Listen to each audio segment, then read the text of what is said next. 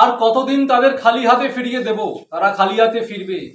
শুধু কি খালি হাতেই ফিরছে, নাকি আরো অন্য কিছু খালি করে তারা ফিরে যাচ্ছে আপনার আমার বাড়ির দোরগোড়া থেকে?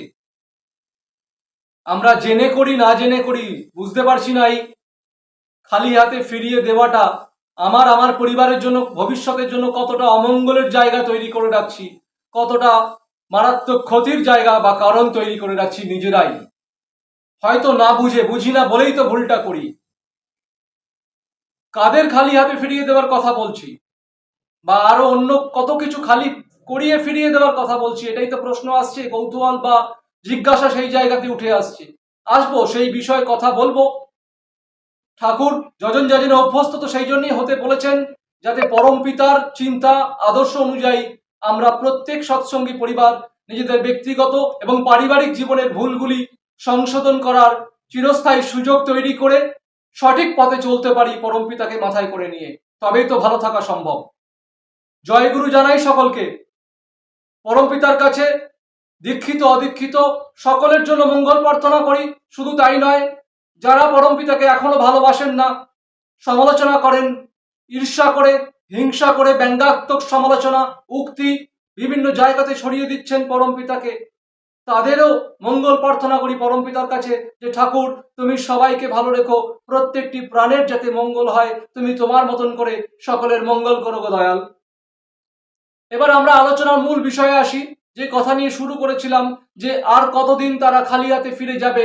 শুধু কি খালি হাতে, নাকি অন্তরটাও খালি করে তাদের ফেরত পাঠিয়ে দিচ্ছি?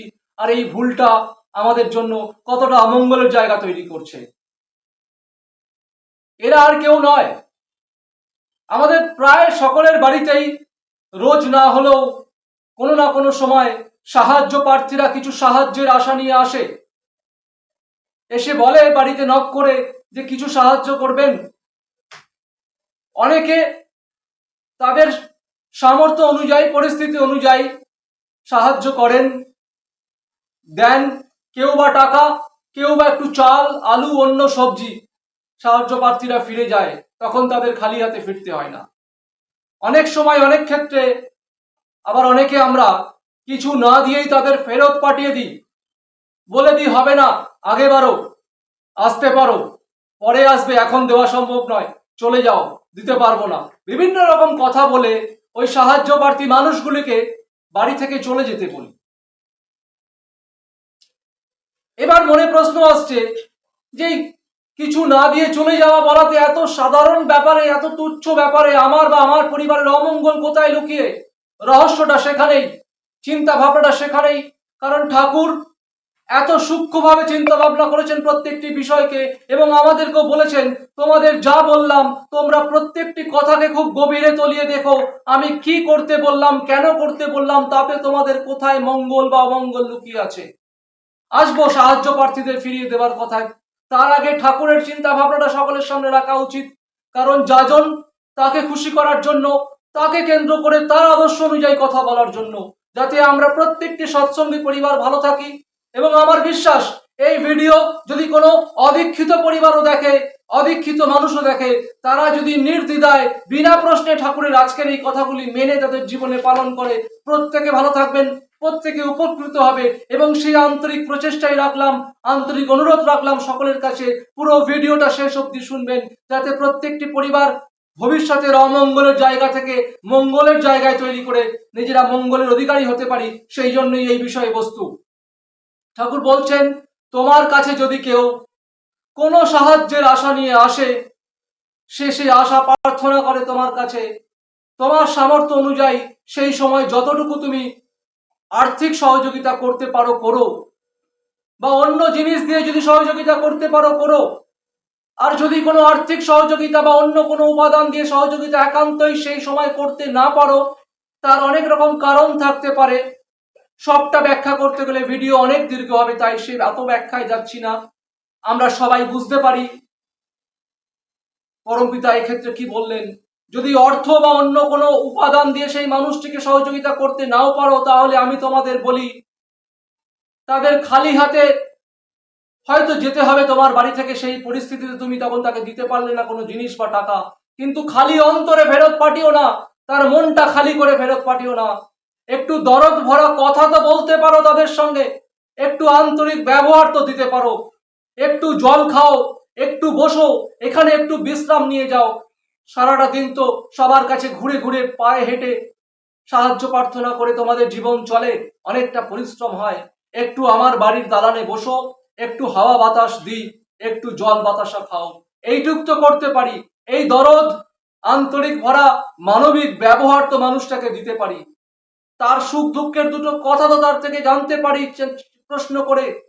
আর সেই জানার মাধ্যম দিয়ে, এই আন্তরিক ব্যবহারের মাধ্যম দিয়ে পরম পিতার দুটি কথা, পরম পিতার আদর্শ বা নীতি, সেই অনুযায়ী ওই মানুষটাকে যদি কোনো সুপরামর্শ দিতে পারি, যাতে মানুষটার আগামী দিনে একটু একটু করে যদি কোনো মঙ্গল বা অন্য ভালোর জায়গা তৈরি হয়, এইভাবে পরমপিতা ওই সাহায্য প্রার্থী মানুষগুলোর পাশে আমাদের দাঁড়াতে বলেছেন। প্রত্যেকটি সৎসঙ্গীর এই আন্তরিক কর্তব্য পরমপিতা বারংবার মনে করিয়ে দিচ্ছেন। কোনো জিনিস দিতে না পারলেও যদি এই আচরণ তাদের ফিরিয়ে দিই, অন্তত তাদের হৃদয়টা খালি নিয়ে ফিরবে না, তাদের মনটা আমার বাড়ি থেকে খালি হয়ে ফিরবে না। এবার আসি আবারও সেই সাহায্য প্রার্থীর কথায়, তারপরে আসবো পরমপিতার কথাতে। তাহলে বিষয়টা আরো বেশি জোরালো হবে এবং বোঝাটা আরো বেশি আনন্দদায়ক হবে। তবেই তো আগামী দিনে পালন করতে উৎসাহিত বোধ করব। ওই মানুষগুলোকে অনেক মানুষ দেয় যে যার সামর্থ্য অনুযায়ী, কেউ 10 টাকা, 5 টাকা, 20 টাকা, 100 টাকা, কেউ হয়তো আরো বেশি দেয়। আনাজপাতিও দেয়, কেউ কাপড় চোপড় দেয়, কেউ তাদের বাড়ির ছেলে মেয়ের লেখাপড়ার জন্য বই খাতা দেয়। অনেকে খুব আন্তরিকভাবে দেয়, আবার অনেক আছে, অভাব নেই, একটু তাচ্ছিল্যের সঙ্গে দেওয়া, অহংকারের সঙ্গে দেওয়া, একটু লোক দেখানো দেওয়া, এগুলোও তারা দেয়। এই সাহায্য প্রার্থী মানুষেরা সবটা বোঝে, কে দরদ ভরে দিল, কে আন্তরিকভাবে দিল, আর কে অহংকারের সঙ্গে দিল। আর আপনারা আমার বাড়িতে এলে আমরা যদি তাদেরকে ফিরিয়ে দিই, তারা খালি হাতে যেমন গেল, তাদের অন্তরটাও ভরল না। যে কেমন মানুষ রে বাবা, একতলা বাড়িতে থাকে, দোতলা বাড়িতে থাকে, একটা মানুষ কিছু চাইতে এসেছে, কিছুই দিতে পারলো না। একটা টাকা বা সামান্য একটু চাল বা আলু বা বেরিয়ে দুটো ভালো করে তো বলতে পারতো যে এখন কিছু পারলাম না, ক্ষমা করো, কিছু মনে করো না, পরে সময় করে এসো, আমি তোমার জন্য ব্যবস্থা করে রাখবো, তখন নিয়ে যেও। কিন্তু এমন করে তো দুটো কথা বলতে পারতো, তাহলে মনে আঘাত পেতাম না, কষ্ট পেতাম না। তাহলে বোঝা যাচ্ছে যে এই মানুষগুলোকে যদি আমরা পরম পিতার কথা মতন, তার আদর্শকে মেনে চলে খালি হাতে কোনো কারণে যদি ফিরিয়েও দিই, আমাদের দরদ ভরা আন্তরিক ব্যবহার দিয়ে তাদের অন্তরটা খালি করে ফিরে যেতে দেব না, তাদের মনটা খালি করে ফিরে যেতে দেব না। তারা যেন রাস্তায় যেতে যেতে একবারও ভাবে যে এমন মানুষও হয় যে আমায় হয়তো কিছু দিতে পারলো না, কিন্তু কি আন্তরিকভাবে বাড়িতে বসালো, এক গ্লাস জল দিল, একটু ফ্যানটা চালিয়ে হাওয়া খেতে বললো, আমাদের সুখ দুঃখের কথা জিজ্ঞাসা করলো, আবার আমাদের জীবনে কিভাবে চললে ভালো হয় এমন দুটো ভালো কথা বললো। এরা কেমন মানুষ, এত ভালো আচরণ, এত ভালো ব্যবহার শেখে কোথা থেকে? আহা, আমাদের অন্তরটা জুড়ে গেল, হৃদয়টা জুড়িয়ে গেল। আমাদের মতন রাস্তায় পড়ে থাকা অসহায় সাহায্য প্রার্থী মানুষগুলোর সঙ্গ, একতলা দোতলা বাড়িতে থাকা মানুষগুলো এত সুন্দর সভ্যভদ্রের মতন ব্যবহার করলো, শ্রদ্ধা জানালো, সম্মান করলো। এভাবে যদি ফিরিয়ে দিই, তাদের অন্তরটা তো ভরে গেল আমার বাড়ি থেকে যাওয়ার সময়। তাদের এই অন্তর ভরে যাওয়া, মনটা ভরে যাওয়া, এই আনন্দ পাওয়াটা আমার পরিবারের জন্য শুভ কামনা দিয়ে গেল, মনে মনে আশীর্বাদ দিয়ে গেল। শুভ কামনা, আশীর্বাদ আমার পরিবারের আগামী জীবনের মঙ্গলের জায়গা তৈরি করলো। আর যদি এটা না করে উল্টোটা করি, রূঢ় আচরণ করে ফিরিয়ে দিই, কিছু দেওয়া তো দূরের কথা, ভালো করে বললামও না দুটো কথা, খালি হাতে ফেরালাম, খালি অন্তরে ফেরালাম, মানুষগুলোর কাছ থেকে কি শুভ কামনা পাবো, আশীর্বাদ পাবো? পাবো না। যেমন অন্য মানুষের, আমাদের উল্টো দিকে থাকা মানুষগুলোর সঙ্গে খারাপ ব্যবহার করলে, ভুল আচরণ করলে, লোক ঠকালে, তাদের চোখের জল ফেলালে তাদের অভিশাপ যেমন আমাদের গায়ে লাগে, আর এই উল্টো দিকের থাকা সাহায্য প্রার্থী মানুষগুলোর সঙ্গে যদি আমার সামর্থ্য অনুযায়ী সামান্য অর্থ, সামান্য চাল ডাল বা অন্য কোনো সামগ্রী দিই, কিছু না পারলে ঠাকুরের কথা মতন দরদ ভরা দুটো কথাও বলে তার ব্যথাতে মলম লাগানোর, প্রলেপ লাগানোর মতন আন্তরিক আচরণ দিই, তাহলেও এই মানুষগুলোর শুভকামনা আমরা রোজ অর্জন করতে পারি। যখন যতবার বছরে আমাদের বাড়িতে সাহায্য প্রার্থীরা আসবে, আমরা এইভাবে ঠাকুরকে খুশি করার জন্য যদি এই আচরণগুলো পালন করি, তাহলে ঠাকুরের ভালোবাসা, তার আশীর্বাদ, তার দয়া, তার সহযোগিতা আমাদের সঙ্গে থাকবে। কারণ ঠাকুরকে খুশি করার জন্য এই মানুষগুলোর সঙ্গে এমন সুন্দর আচরণ করলাম। যা দিলাম কোথাও কোনো অহংকারের প্রকাশ করার জন্য দিলাম না, কোনো উল্টো দিক থেকে কিছু পাওয়ার স্বার্থান্বেষী হয়ে কোনো কিছু করলাম না। নিঃস্বার্থ, আন্তরিক, দরদ ভরা যাই দান করে থাকি, সেটা ব্যবহার হোক, টাকা হোক, কোনো জিনিস হোক, সবটা পরম পিতাকে খুশি করার জন্য। ঠাকুর তুমি এমনটা আচরণ করতে বলেছো, তাই করলাম। এই মানসিকতা নিয়ে যখন সেই মানুষগুলিকে দেব, তখন আমার ঠাকুর পরিপূর্ণভাবে আনন্দ লাভ করলেন, তিনি খুশিতে ডগমগ হলেন, আর উল্টো দিকের থাকার মানুষগুলোরও অন্তর ভরে গেল। তাই ঠাকুর এবং উল্টো দিকের থাকা সাহায্য প্রার্থী মানুষগুলোর সবার শুভকামনা আমার পরিবারের জন্য আগামী চিরস্থায়ী মঙ্গলের রাস্তা তৈরি করবে, এটা বলার অপেক্ষা রাখে না। এটার জন্য তো ঠাকুর এতগুলি কথা বলেছেন, আর যাজনে এতগুলি কথা বলাতে চাইছেন। এবার চলে যাই, যারা খুব বিজ্ঞান মনস্ক, বিজ্ঞান করি, বিজ্ঞানের যুক্তি তর্ক দিয়ে বিচার করতে চাই আধ্যাত্মিকতাকে, ধর্মকে, সেই বিজ্ঞান বলে আপনি যখন আপনার উল্টো দিকে থাকা কোনো মানুষের জন্য নিঃস্বার্থভাবে, আন্তরিকভাবে কিছু না কিছু দান করছেন, সেই দান আপনার শরীরের, আপনার মস্তিষ্কের মধ্যে দিয়ে হ্যাপি যে হরমোন, খুশির যে হরমোনগুলি, সেই হরমোনগুলির মাত্রা অনেক বাড়িয়ে দেয়। সেই হরমোনের মিশ্রণ আপনার মস্তিষ্কের মধ্যে দিয়ে গোটা শরীরকে প্রভাবিত করে। আপনি যখনই আন্তরিকভাবে, নিঃস্বার্থভাবে এই ছোট্ট ছোট্ট দান আপনার দৈনন্দিন জীবনে, ব্যক্তিগত এবং পারিবারিক জীবনে অভ্যস্ত হতে থাকবেন অন্যের জন্য করা, তা আন্তরিক ব্যবহার দিয়ে হোক, 5টা টাকা দিয়ে হোক, কোনো জিনিস দিয়েই হোক, দরদ ভরা মিষ্টি চাউনি দিয়েই হোক, আপনি অন্যের ব্যথা, অন্যের দুঃখ ঘোচানোর জন্য যখনই মানসিক শারীরিকভাবে ব্যস্ত হবেন, কোনো কাজ করবেন, তখন আপনার ব্রেন, আপনার মস্তিষ্ক থেকে সেই খুশির যে কটা হরমোন হয় শারীরিক বিজ্ঞান ভিত্তিক ভাবে, সেগুলির নিঃসরণ অনেক বেশি বেড়ে যায়। এবং এই খুশি হরমোনের নিঃসরণ বেড়ে যাওয়া মানেই তো আমার মাথা, আমার শরীর, আমার মন সবকিছু আনন্দে চনমন করবে, এটা বিজ্ঞান বলছে, এটা ডাক্তাররা বলছে। আর আমার মস্তিষ্ক, আমার মন যখন আনন্দে, খুশিতে ডগমগ করবে, তখন আমার শরীরকে তো আমার ব্রেন ইনস্ট্রাকশন দেয় কখন কি কিভাবে করতে হবে।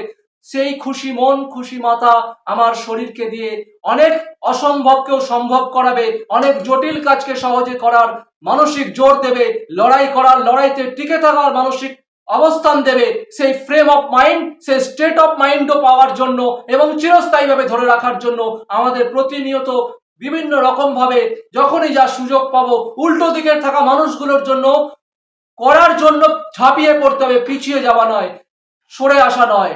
সুযোগ এসছে, উল্টো দিকের মানুষগুলোর জন্য যতটা পারো নিজে করো, পরিবারের সদস্যগুলোকে যুক্ত করো। নিজে যদি না পারো, পরিচিত যে সকল মানুষের কাছে গেলে ওই মানুষটার পাশে দাঁড়ানো সম্ভব, সেই মানুষগুলোর সহযোগিতা নিয়ে সেই মানুষগুলোকে যুক্ত করে উল্টো দিকের সেই সাহায্য প্রার্থী মানুষটার জন্য যাতে করা যায়, বিভিন্ন দৃষ্টিভঙ্গি থেকে ঠাকুর ভাবতে বলছেন।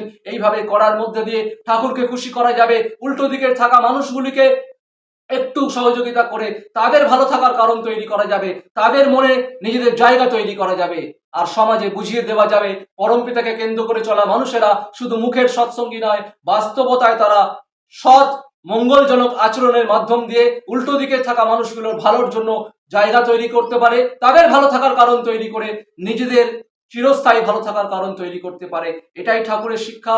আর এই আন্তরিক আবেদন রাখলাম, বিজ্ঞান ভিত্তিক ব্যাখ্যা শুনলেন, ঠাকুরের চাওয়া শুনলেন, তার ব্যাখ্যা শুনলেন, আর বাস্তবে যদি আমরা এমন আচরণ অতীতে কখনো করে ফেলেছি যে বিভিন্ন কারণে সাহায্য প্রার্থীদের ফিরিয়ে দিয়েছি, আশা রাখবো আজকের যাজন শোনার পরে আমরা কেউ আর কোনোদিন কোনো সাহায্য প্রার্থী বাড়িতে এলে কোনোভাবেই এরকম আচরণ করে আর ফিরিয়ে দেব না, কারণ ঠাকুরকে আঘাত দেব না, আর ওই মানুষগুলোকে আঘাত দেব না। এই আন্তরিক প্রার্থনা রাখলাম, সকলের জন্য ভেবে নিজেদের সামর্থ্য অনুযায়ী সকলের পাশে থাকার চেষ্টা করব। জয় গুরু, বন্দে পুরুষোত্তমম।